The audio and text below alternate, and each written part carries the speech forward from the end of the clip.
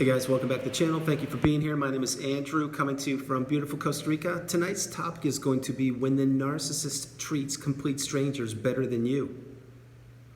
Think about that for a minute. Guys, if you like the content, please subscribe. So, when you were in the narcissistic relationship, or maybe you're still in it right now, you will identify and recognize that many times the narcissist is treating virtually everybody better than you, including complete strangers.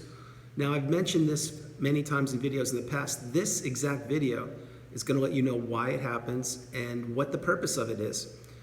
The whole idea, I'm going to get right into that, is that the narcissist has already ensnared you in their web of lies, destruction, manipulation, and they already know that they have you. Let's say that, for example, you're married, or that you are in the business workplace and they're your boss, or a coworker, something like that. They know exactly how to push your button. They know exactly what makes you tick. Because in the beginning of the relationship, remember, they did a massive reconnaissance on you to try and figure out exactly what your past was, what your weaknesses were, what your history was. All this is exactly what the narcissist does. So they can find your weak points and use those against you. And one of them that they will do is to treat complete strangers better than you. And you may, an example, maybe you are in the grocery store, you're with the narcissist, and you're buying groceries, and let's be real, you're being ignored, or you're not being talked to, or you picked out the wrong peanut butter, or whatever it was. And that's just the typical day-to-day drama of the narcissist. And then lo and behold, there's a complete stranger who happens to be in one of the aisles, and the narcissist is turning on the charm, being really nice, being friendly, and you're like, what is this? This person wouldn't even talk to me for an hour, and all of a sudden, there's a complete stranger they're talking to. It happens. That's just one example. Other examples are you're at your house, and you're living your life, doing whatever you're doing, and keep in mind this is before you knew the narcissist was a narcissist, or maybe you do right now, and you're living with them, and you have already identified this, and behind closed doors, they're throwing rage fits, they're gaslighting you, they're making your life miserable, they're telling you how worthless you are and how you'll never amount to anything, things like that. And I know it's a little dramatic, but these things happen. And then lo and behold, the knock on the door happens, and guess what? It's someone that's selling something, or someone that just is taking a survey, and they are the nicest, most charming people on the planet. Why? Because that's a new person. And what that does is, when that person, the narcissist is speaking with them, what it's doing is many things. One, it's invalidating you. It's making you scratch your head and be like, what is happening here? I don't get this. Number two, it isolates you. It makes you feel about that big, because you're supposed to be close with the narcissist, and you're supposed to share your dreams, aspirations, goals, workplace, whatever you're doing. But the narcissist never does this. Pay attention to what I'm telling you. They future fake frequently. They have high expectations of things that will never come to fruition. But what they're doing essentially when they're treating complete strangers better than you is they're searching for new sources of supply. And these can be anything. It can be romantic, friendship, business, whatever. What it is the new sources of supply are opportunities, just like you were an opportunity once. Keep that in mind. It's exactly what the narcissist is doing. So in other words, when they already have the people that are close to them, when the narcissist already has people close to them, those are the people that get abused the most, because those people most likely, until they get the education, they don't go anywhere because they don't know what's going on, and maybe they're part of the family, or maybe it's a love interest or something like that. But the people that don't know who the narcissist is, and that's virtually everybody else on the planet, that's who they treat really nice, because the possibilities are endless of what these unsuspecting people can do for the narcissist. Keep this in mind. The narcissist is always on a constant quest for supply. And many times they will be looking for the supply right in front of you, unbeknownst to you, before you get the education on narcissistic abuse. It's the same thing. Maybe you go to a sporting event, and you and the narcissist are sitting down watching the event, and let's be real, that maybe it's going okay, but it's not going great, because usually in these toxic narcissistic relationships, they're so high-low, and you're in the push-pull, and you never know what to expect, so you're on eggshells, and you're not really feeling good. And of course, the narcissist is on their cell phone, not even paying attention to the sporting event, whatever it is. And then, lo and behold, someone sits right next to the narcissist, and there goes the conversation. It's as if the clouds broke, the sky is new and the narcissist has found their new shiny toy, at least for that period of time during the sporting event.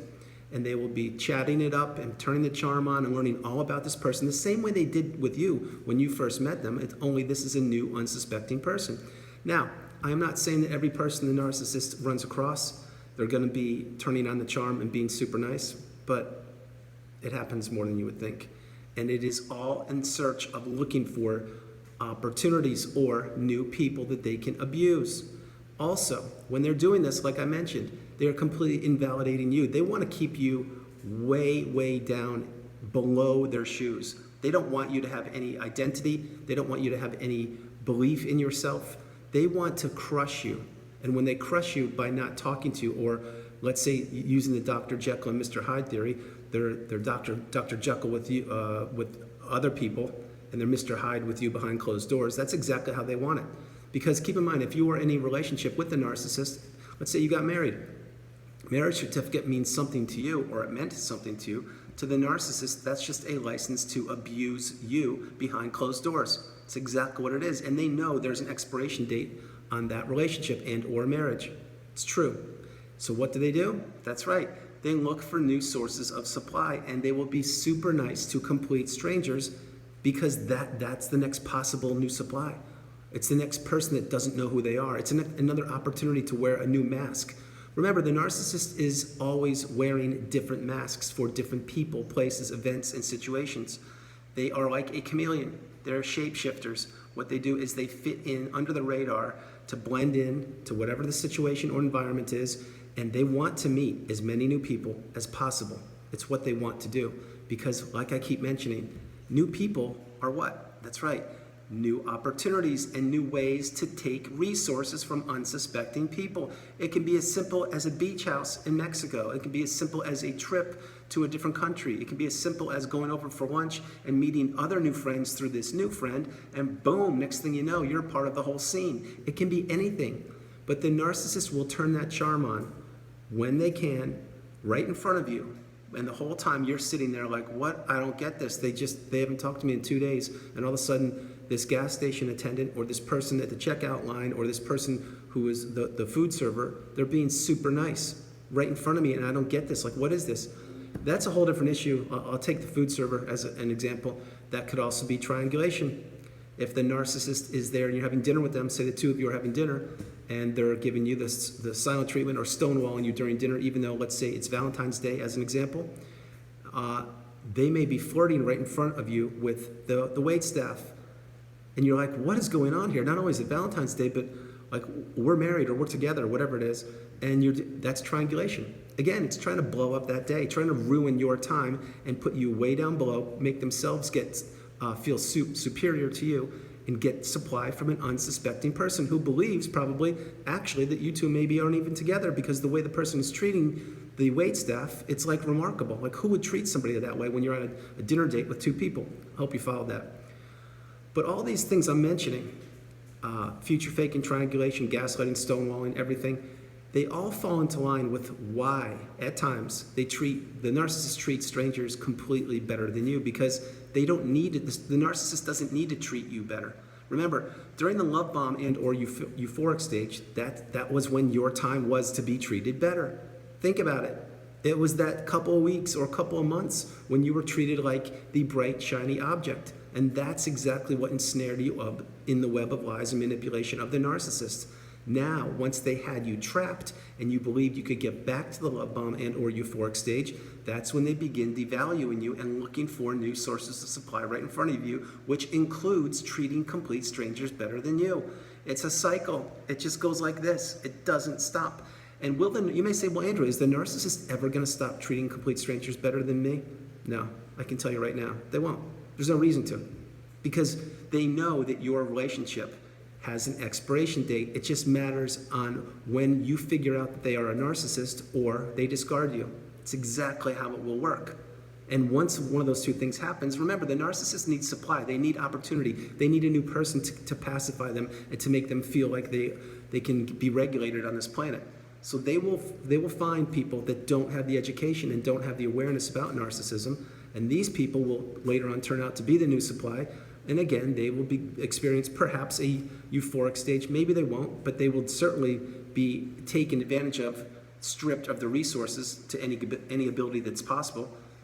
Wash, rinse, repeat. That's how it happens. But there's nothing more confusing, and I would say not a good feeling, when you are with the narcissist. Of course, you don't know they're a narcissist, and you're really working hard on the relationship, and you're trying to make things smooth, and they just completely shut you down, and a complete stranger, sincerely, is getting more attention than you have right in front of you. It's one of the most vile things that you can experience. It really is. It's up there with triangulation. It's like, why are you doing this? Are you real? Is this real? And again, that's meant to keep your head spinning and to keep you in the fog, so you're questioning yourself. Remember, everything with the narcissist is smoke and mirrors. They know what they're doing. They know this glossary of definitions because they've mastered them over the years. It is you, the unsuspecting person, who, by the way, thank you very much for being on the channel and becoming educated, but it's you who doesn't have the education, and you don't know who you're dealing with, and you don't know what you're up against. That's why the narcissist always has the advantage until you get the awakening, until you get your light bulb moment, and until you break free from the narcissist. That's when you win. That's when you understand, wow, I gave this person so much. You have to be kidding me, get me out of here. So I kind of bounced around a little bit there, but I want to let you know, the narcissist treats complete strangers better than you. They have always done it. And remember, at one point you were a stranger to the narcissist, most likely. And what did they do? That's right, they treated you better until the luster wore off of your relationship and they found the new supply. Wash, rinse, repeat. Guys, that's the video. I hope you liked it. I loved doing it from beautiful Costa Rica. This is Andrew. Namaste. Have a great evening. Stay blessed, stay true. Continue to become awakened and aware, and understand that you should be treating people good. I'm certain you do. We want to be positive, uplifting, beautiful, bright, shining lights, and make the most of our experience here on this planet a positive one. That's what we do. So remember, no matter where you are loved, you are beautiful, and above all, you are not alone. God bless you. Have a great evening, and I'll talk to you tomorrow. Stay blessed. Have a great evening. Good night.